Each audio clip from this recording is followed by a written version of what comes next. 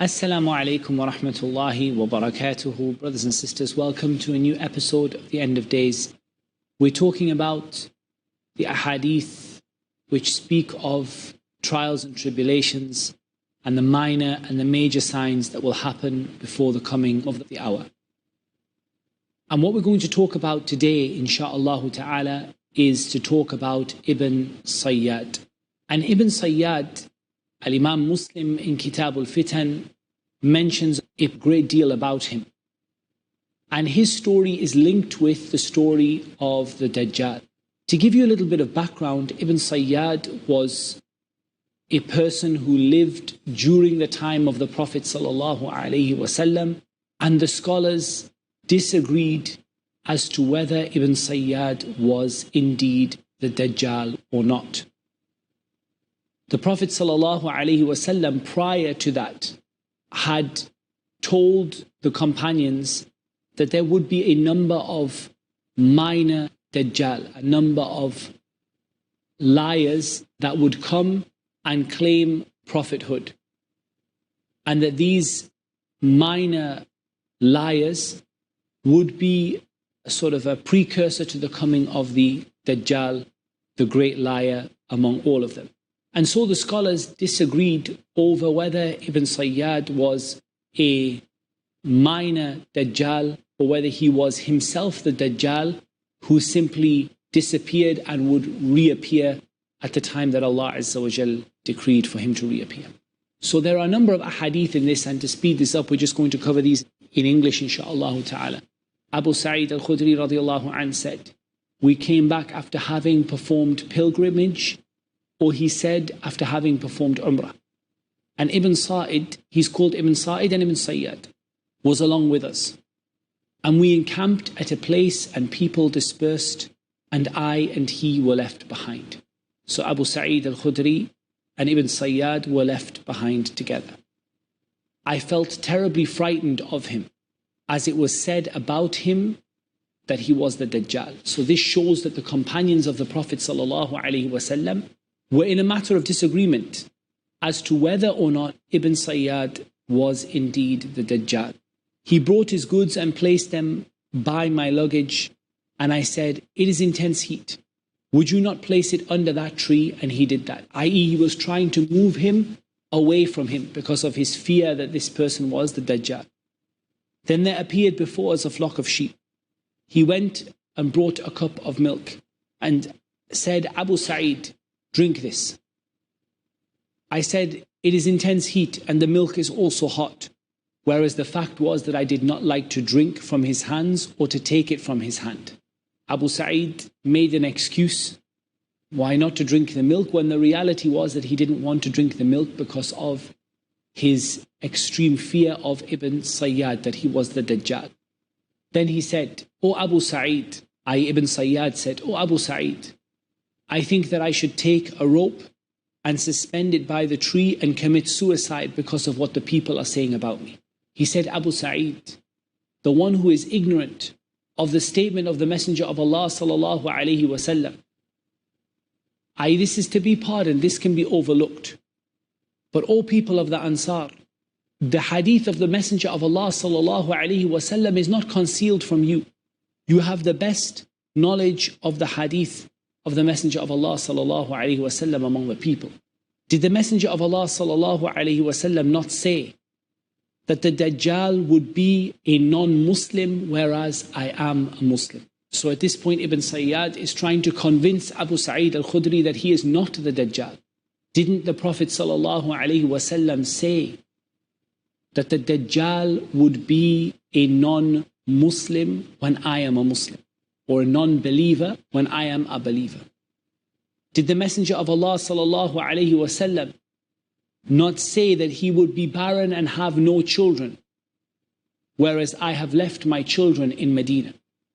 Did the Prophet ﷺ not say that he would not go to Medina and Mecca, whereas I have come from Medina and now I intend to go to Mecca?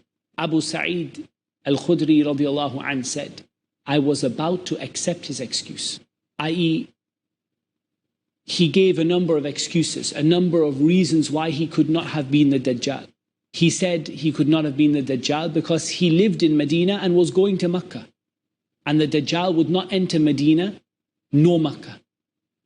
He said that he could not be the Dajjal as the Dajjal would not have any children and he had children. And he said that he could not be the Dajjal because he was a Muslim and the Dajjal would be a Kafir. At this point, Abu Sa'id was about to accept his excuse. Then he said, I know the place where the Dajjal was born and where he is now. So Abu Sa'id said to him, may your whole day be spent, may your day be ruined. You can see here that Abu Sa'id is confused. He has heard that Ibn Sayyaad was the Dajjal, and yet Ibn Sayyaad doesn't seem to match the Dajjal exactly.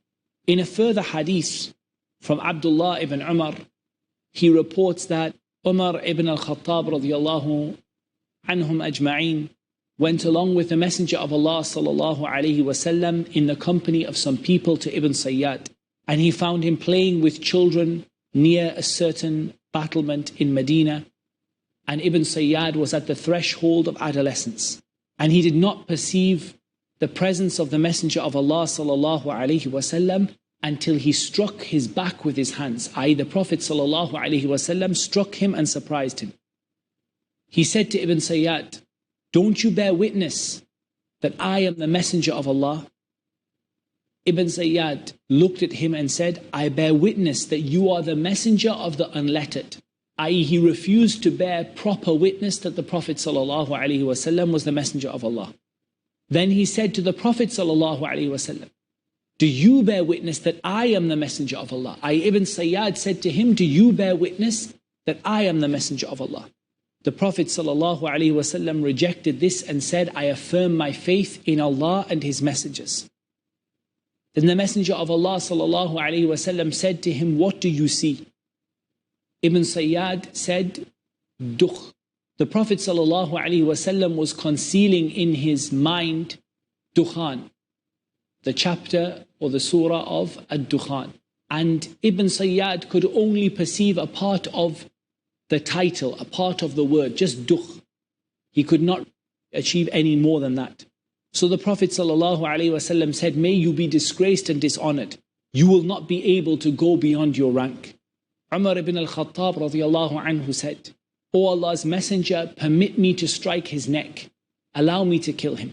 The Prophet ﷺ said, if he is the Dajjal, who will appear near the end of time, you will not be able to kill him. And if he is not that, then there is no good for you to kill him. Look at this. The Prophet ﷺ himself was not clear as to whether Ibn Sayyaad was the Dajjal or not. He was not clear about this. He was not firm as to whether he was or he wasn't. He simply said to Umar, if he is the Dajjal, then you will not be able to kill him.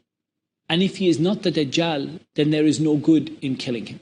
Abdullah ibn Umar narrated that after some time the Messenger of Allah ﷺ and Ubay ibn Ka'b radiyallahu ta'ala an went towards the palm trees where Ibn Sayyaad was. When the Messenger of Allah ﷺ went near to the tree, he saw him, i.e. he saw Ibn Sayyaad on a bed with a blanket, around him from which a murmuring sound was being heard. And then Ibn Sayyaad's mother saw the Prophet ﷺ. She saw the Messenger of Allah ﷺ. She told Ibn Sayyaad, here is Muhammad, i.e. she informed him as to that the Prophet ﷺ was near to him. The Prophet ﷺ said if she had left him alone, he would have made things clear. And Abdullah ibn Umar told him that the Messenger of Allah ﷺ stood up among the people and he praised Allah as he deserved. Then he made a mention of the Dajjal and he said, I warn you of him, and there is no prophet who has not warned his people against the Dajjal. Even Nuh warned against him. But I am going to tell you a thing which no prophet told his people. You must know that the Dajjal is one-eyed and Allah Azza wa Jal is not one-eyed. Ibn Shihab said, Umar ibn Thabit al-Ansari informed me that some of the companions of the Messenger of Allah sallallahu alaihi wasallam wa radiyallahu anhum informed him that the day when the Messenger of Allah sallallahu alaihi wasallam warned the people against the Dajjal, he also said, there will be written between his two eyes the word kafir, and everyone who will resent his deeds will be able to read it, or every Muslim will be able to read it. He said, bear this thing in mind, that none of you will be able to see Ibn Sayyaad. Ibn Sayyaad, as we've heard from these two hadith, which are just two of the many hadith that Imam Muslim mentions in Kitab al-Fitan, Nashrat al-Sa'ah, regarding Ibn Sayyaad. And we said that Ibn Sayyaad was a person whom it was said about him that he was the Dajjal. And the Prophet ﷺ was not given knowledge as to whether Ibn Sayyaad was indeed the Dajjal or not. Rather, he said to Umar ibn al-Khattab, if he is the Dajjal, then you will not be able to kill him. And if he is not the Dajjal, then killing him will do you no good. And Umar, in another hadith, radiyallahu ta'ala an, swore by Allah in front of the Prophet sallallahu alaihi wasallam that Ibn Sayyaad was the Dajjal. And the Prophet sallallahu alaihi wasallam did not prevent him from doing so. So this left a problem or a confusion among the scholars. How could the Prophet sallallahu alaihi wasallam allow Umar to swear that Ibn Sayyaad was the Dajjal and not contradict him or not speak against him? And yet the Prophet ﷺ did not make any statement that he was the Dajjal. And the companions continue to differ over it. It is said during the battles that happened in the time between the Sahaba, during the Khilafah of Ali ibn Abi Talib radiallahu anhu, and after that, it is said that in one of those battles, what happened is that Ibn Sayyaad disappeared. He disappeared and his body was not found. And he was sighted after that in Asfahan, in the place where the Dajjal was said to, that he will come from Asfahan. So if we look on one side, we see a mountain of evidence that Ibn Sayyaad was the Dajjal. And if we look on the other side, we see a mountain of evidence that Ibn Sayyaad was not the Dajjal. Some of the scholars joined between this in different ways. Some of them said that Ibn Sayyaad was the Dajjal and that he simply disappeared and will come again at the time when Allah Azza wa Jal appoints him to come. Some of the scholars said that Ibn Sayyaad was a lesser Dajjal. And the meaning of a lesser Dajjal is the hadith which is mentioned in Kitab al-Fitan in Sahih Muslim, that the Prophet ﷺ said, the last hour will not come until there will arise around 30 impostors, 30 of the Dajjal, mini Dajjals, minor Dajjals. And each one of them will claim that he is the messenger of Allah. So some of the scholars said Ibn Sayyaad was a minor Dajjal, i.e. a minor sign of the coming of the hour, a minor Dajjal, one of the 30 or so, around 30 in number, that will appear before the great Dajjal comes. Each one of them will claim that they are a messenger of Allah. And even in this last 100 or 200 years, we have seen among the people those who have claimed in different parts of the world, who have claimed to be a messenger of Allah, i.e. a Dajjal from the minor Dajjal.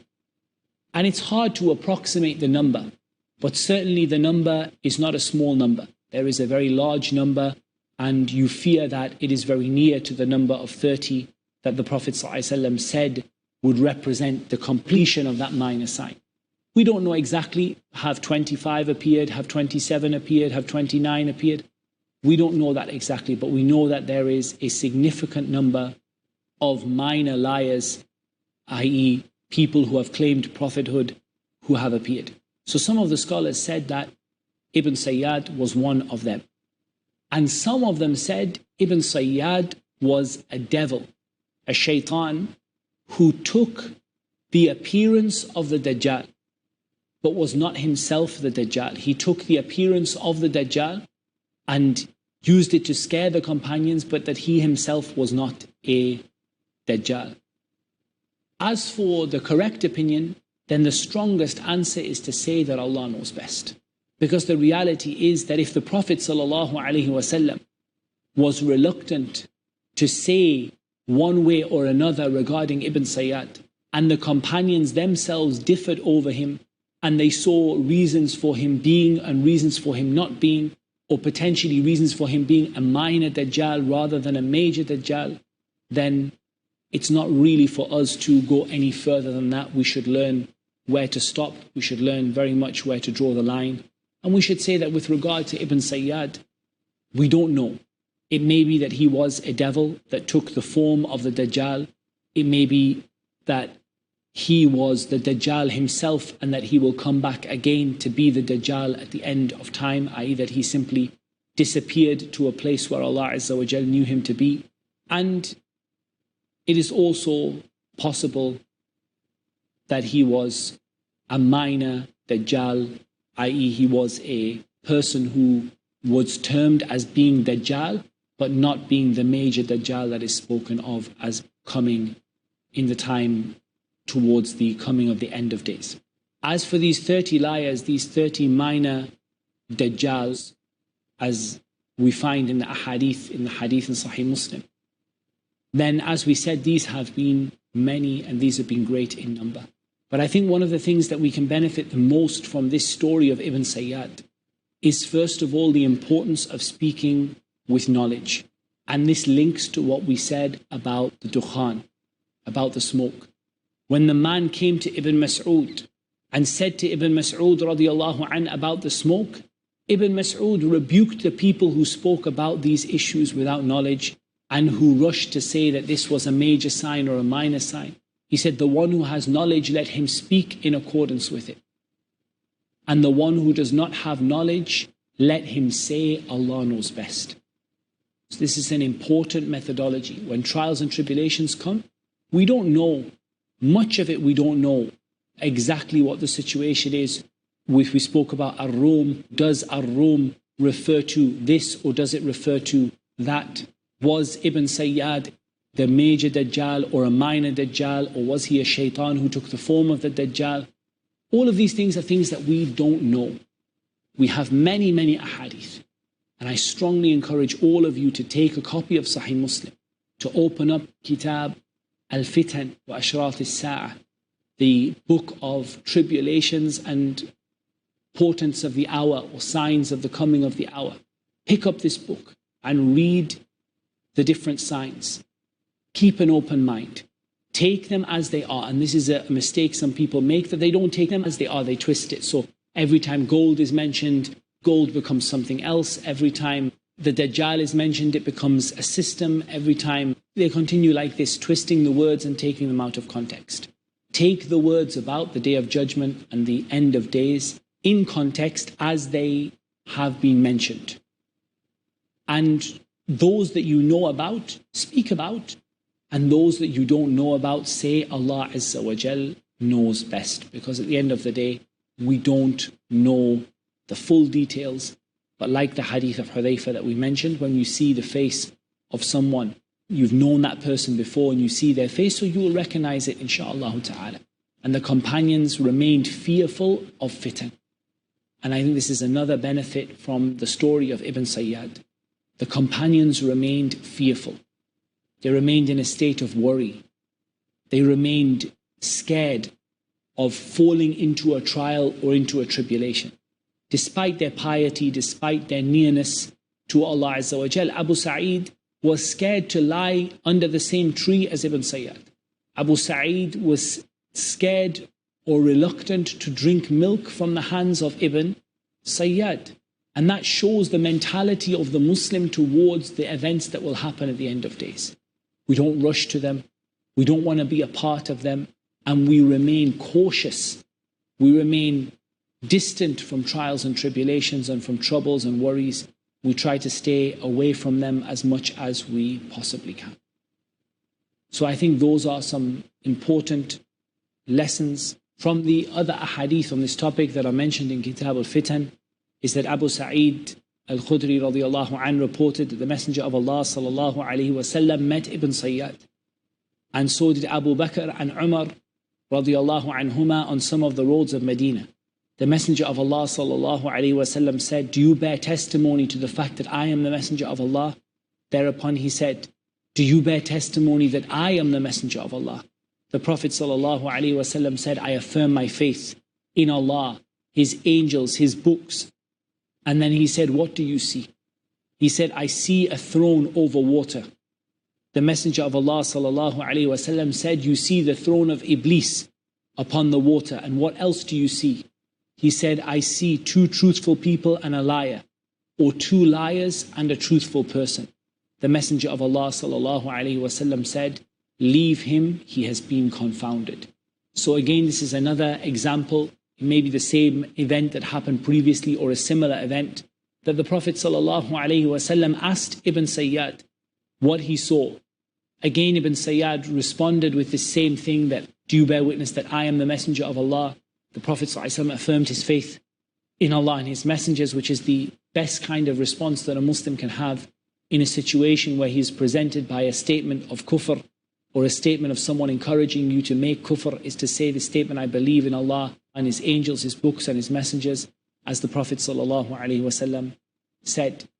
And then he said to him, what do you see? He said, I see a throne upon water. And the Prophet ﷺ made it clear that Ibn Sayyaad was becoming confused by the shaitan, and that the shaitan was confusing him as to this thing that he said, I see 2 truthful people and a liar, or 2 liars and a truthful person. And the Prophet ﷺ said, leave him, he has been confounded. So this hadith gives us another part of the picture of Ibn Sayyaad, but it doesn't really help to clarify anything further as to who he was, except to perhaps emphasize to us that he was being confused by the shaitan, and that he practiced some degree of fortune telling or something similar to that.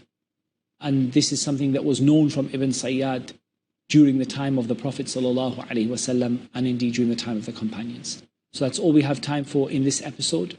And until next time, I leave you in the care of Allah. Assalamu alaikum wa rahmatullahi wa barakatuh.